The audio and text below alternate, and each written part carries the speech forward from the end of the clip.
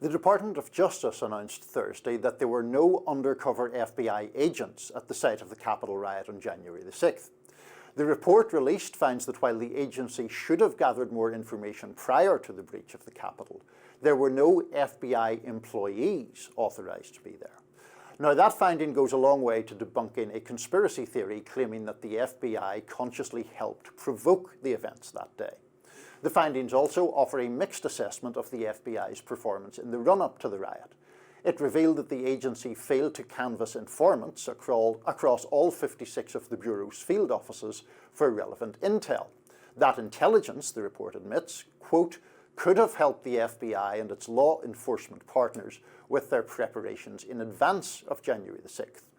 Now, here's an important point. The DOJ did find that 26 informants were in Washington that day for election protest-related purposes. And 4 of them did go into the Capitol building, having not been authorized by the FBI to do so. Outgoing FBI Director Christopher Wray has defended the agency's handling of events and told a congressional panel last year during a hearing that the suggestion that J6 operation was orchestrated by FBI agents is, quote, ludicrous. This is an interesting story, Amber, because to my mind, it's not really a cut and dried issue. There is a lot of complexity to this. I do think that if people were saying, and you may of course disagree with this, but to my mind, if people were saying, look, the FBI kind of instigated or incited this report from the Office of the Inspector General pushes back very hard against that. The question, I think, arises, as it often does with the use of informants within, what would we say, subversive or potentially subversive organizations, as to what their role is, what they're permitted to do and not to do, the extent to which they do things to maintain a credible cover, which are then, you know, obviously seen in an understandably negative light. So we do have the more than 20 informants in and around the Capitol, but not the classic sense of someone from the FBI being told, you go and infiltrate the Proud Boys or infiltrate the Oath Keepers or whatever, and then lead a riot. Though that seems to me the key distinction here, but what do you think? Yeah, no, I agree. I think that there's a little bit of revisionist history and gaslighting going on here with the mainstream media kind of massaging the actual claims that were made by people suspicious of the FBI's potential involvement, for lack of a better term, on January 6th into being this very explicit that FBI paid agents were there to encourage people to go into the Capitol. And you're right to say it was a lot more nuanced than that, and a lot of people were pointing at the informants as opposed to FBI undercover agents. One of the people who got the most attention was Ray Epps, who was filmed the day before January 6th, yelling that people should go into the Capitol the next day, on the day of apparently doing the same thing, and then not receiving similar charges as some of the other people who had gone into the Capitol and not even been on video encouraging other people to do so, until a lot of pressure eventually forced the FBI's hand. I think they gave them like a couple of months or something or other, but certainly a lot lesser of a sentence than other defendants with similar charges against them. So the question was, okay, well, was he connected to the FBI or an informant in some way such that they would not want to give him such a heavy penalty, but felt like they had to do something in order to keep his cover intact? And now we know that there were 26 individuals there who were confidential human sources or informants for the FBI. And it does raise this question that you're talking about of what lengths do you go to protect a CHS versus if you have 26 individuals who are high level in some of these organizations like the Proud Boys or the Oath Keepers who were kind of instrumental in leading the charge on January 6th,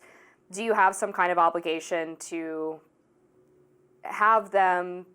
change the views of their organization or push back or even not be there that day to help kind of prevent this event from happening in the first place? Because it goes back to this idea of what good is having all of these informants if you couldn't stop what the FBI views as an insurrection from taking place. So, I mean, I should say, to be clear, that I also view it as an insurrection, but to the point about the use of those informants, the report argues or claims to have found that the information from those informants was not drastically different from the information that was already publicly available. And they cite, for example, in some instances, claims or calls that were made by a very senior figure in the Oath Keepers in a public, I believe on a website, certainly in some manner of online form that wasn't like a telegram message. It was very openly claiming that they were going to go to Washington and defend then President Trump from what they saw as a coup and all of that. But I think one of the difficulties in any of these debates is you're inevitably in a bit of a hall of mirrors where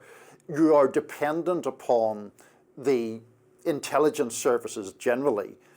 telling the truth about things where they often have a vested interest, not to be entirely truthful, right? I mean, we don't know, for example, whether any of these informants remain informants and remain members of some of these organizations. And presumably the FBI has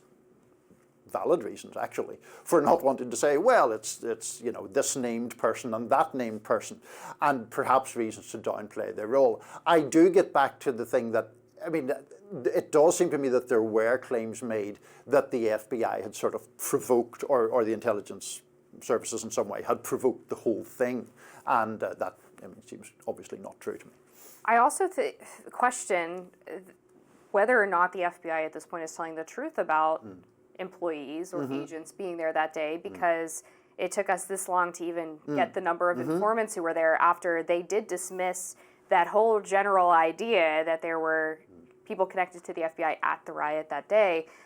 So I just have a hard time finding them to be particularly trustworthy. I mean, this is the same organization that had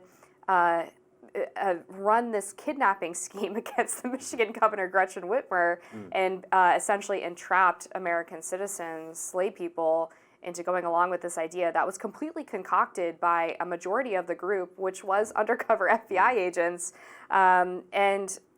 at the same time, as we're looking at the number of informants they had, I mean, they can make the claim maybe that they were just operating off of public information, these informants, but what about the Telegram messages or group chats that they were supposedly a part of that were used in the prosecution? The FBI didn't have, tips on any of that from these informants when they knew that this was going to be a chaotic day, and yet the Capitol wasn't properly fortified. It just seems like a total failure on behalf of our intelligence service. Well, and to the point about, I would say one of the less contentious but nonetheless very serious failures is just the thing that the report does expose or own up to, which is that there were some of the CHS's confidential human sources in contact with various FBI field offices around the country, but there does not appear to have been a concerted effort to bring all of those different sources together, which I think would have changed the equation a bit, because you would have gone from, okay, we have somebody in Oregon, for the sake of argument, saying that one thing might happen, but then you have like 20 or 25 or 26 of those reports coming in from 2 different field offices around the country. And had those been brought together in a more concrete and organized way, I think the nature of the threat may have been more clearly apparent. That seems to be a common problem with the FBI as well, where they get tips to field offices that don't make their way to the National Bureau. I mean, we see this with mass shootings, right, where people are turned in or reported by family members or friends who are concerned about them, and they're never run through NICS, or they're never followed up on by because the field office just takes the complaint and kind of files it away somewhere. So that does seem to be a bigger problem in the agency. Absolutely. So good conversation. There will be, I think, a lot more debate about that particular topic, but we will move on to other topics coming back right after this.